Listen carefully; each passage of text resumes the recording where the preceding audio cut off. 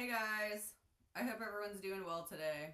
It's pretty chilly here in Indiana. I think it was snowing earlier for just a short bit, but we're in spring and April and it's freezing temps. So, what do you know?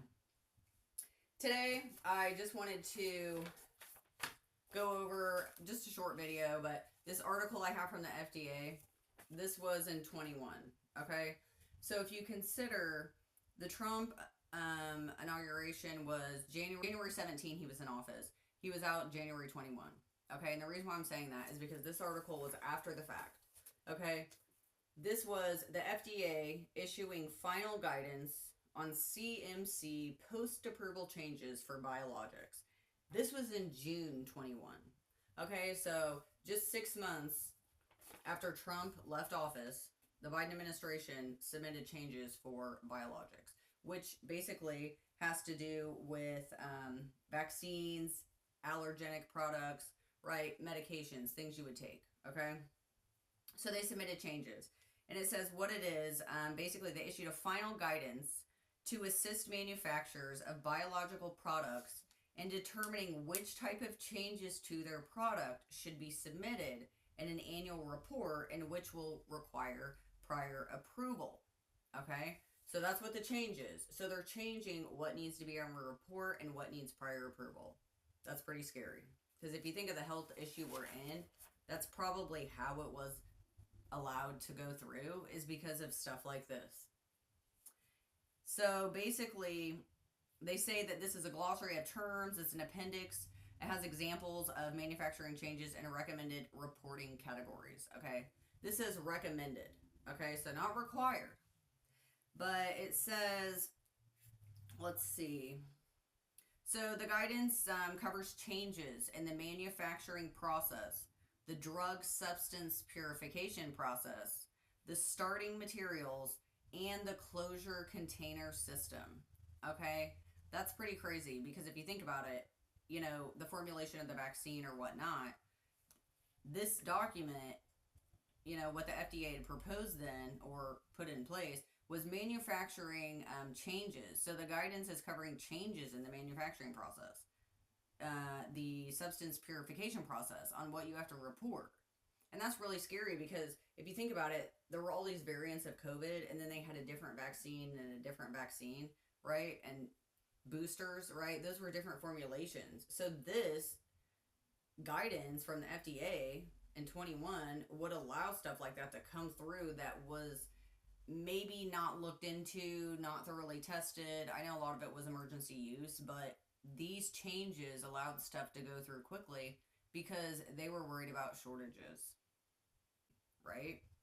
If someone's health's going to be at risk, is it worth allowing things to be changed in a formulation process that does not have to be reported?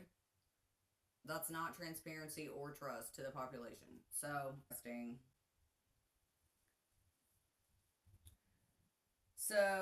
so it says that if there are any changes, additionally, you should have a report that details any manufacturing site change, information, basically evaluating the quality of the product before and after the change. But here's what's interesting. It says the appendix is recommended for reporting categories for a number of common changes, which serve as the guide to identify the changes, for the public, history, of the vaccine formulations. We get that, okay? But here's the interesting part of this. It says that the example they use, okay, this is the example they use. It says a change in the batch size, the equipment, growth culture, or any other requirement in this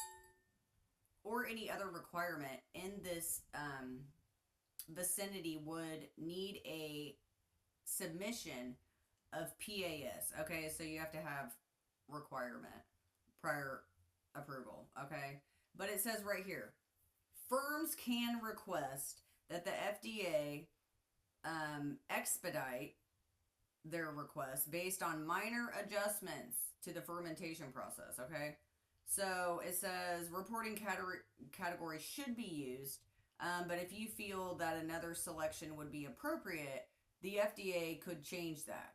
Okay, so this guidance document is basically showing the different levels of, the process that would need requirements or a new report or an additional detailed diagnosis, right? Or, list of ingredients. But this is crazy because it says the FDA that if they feel another selection would be more appropriate, they can change it. So really, there's no point of this guidance because the FDA can change it to another category, say that you don't need it in a report, right? This was just 6 months after Trump got out of office. Final guidance um, from the biotechnology industry. They had a suggestion basically, and they wanted to add an intermediate level, okay, which defines a material produced during a manufacturing process which is not the drug substance or the drug product, but is critical to the production of the drug. Okay, so those are additional ingredients, materials added, like I was saying, nano things, right? All this high tech luciferase, right? Like all these high tech things that are in there. They basically are saying that, there was a suggestion from an industry that they should add that term, right? Because obviously a lot of people are aware that there were additional things in the vaccine, right, that weren't being reported. Oh, but the FDA rejected that suggestion, okay? Because it says that that can change within a location should it be moved to a lower risk, whatever, okay? That's not good. I mean, I'm just saying. The reason why I wanted to bring this up is just to highlight the changes that happened in that 4 years. I'm sure we all felt that financially with the economy and how everything literally just inflated, okay, in that administration. But the Biden administration, the changes they made, and people don't really see that because they're not posting this on the news, right? The news really isn't that transparent with us. But there were so many things changed behind the scenes, revised, amended, that we aren't aware of, that actually change the production of a lot of things that affect us, like food, water, air, medications. Okay? So in 21, that administration, the FDA, was basically allowing additional changes in the process, the fermentation, the ingredients in it, to be moved to a different category based on the FDA's determination. Okay? And that's wrong because that's how we got in this situation in the first place. So we need transparency, according to this report, there were 651 million COVID cases that have been documented in March of 23. So if you just consider that, that's a lot of people, okay, that had COVID. And if you just think maybe half, okay, went and got a vaccine, people just did not know what they were up against. And the scary thing is, obviously, the people, the manufacturers, and those departments like the FDA, they were aware of what was going on. That's what I was saying. They had to have known that. The things they put in place and the changes they made and things they allowed to be pushed through were basically detrimental and the demise of a lot of people. So going forward, there has to be a change in that because how can anyone have trust and transparency in the medical field or those departments that give guidance on our health? How can anyone have trust in that if you are changing the regulations or the reporting of it? That's not fair. And another thing is that they actually need to change the education of the medical field because the medical field, those educators, those, students that are upcoming, they're learning a different way of health than what it was 20 years ago. It's so different now. They're treating symptoms, okay? They're treating symptoms, not the actual issue. So you can treat a symptom, but when you treat that, you may have another symptom. And that's how you get stuck on the regimen.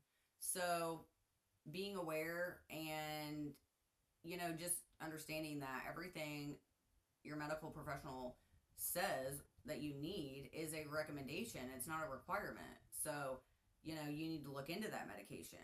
Go look up the information on it. I would say a key thing to look out for. If you take any medication, an aspirin, ibuprofen, it doesn't matter, or it's prescribed, look at the actual bottle of that and read the tag. Was the formulation revised within the Biden administration? Because if it was, then that is going to allow for changes, right? The manufacturing process could be changed and it doesn't necessarily have to be reported. So just be aware of stuff that we're taking in, right? Because this does also lead to food. There were changes in the food processes. So, the times we're in, it just really requires you to be fully and consciously aware.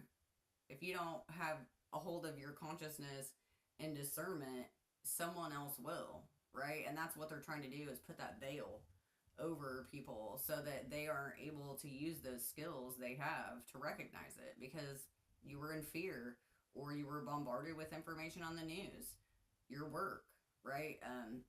Billboards. I mean, everywhere you looked, it was about COVID, and so pay attention, because I feel like that was just one major test. I'm sure there'll be other things that come up, like wars or whatnot. There will be major things that come up that's going to require you to change what you did in this situation or continue to use discernment as you did in the first situation. So, just listen to your instincts and your intuition, because it always tells you the right thing. And that's technically God telling you what to do, right? God is within. That is your intuition. So, all right, guys. I love you. Have a good day.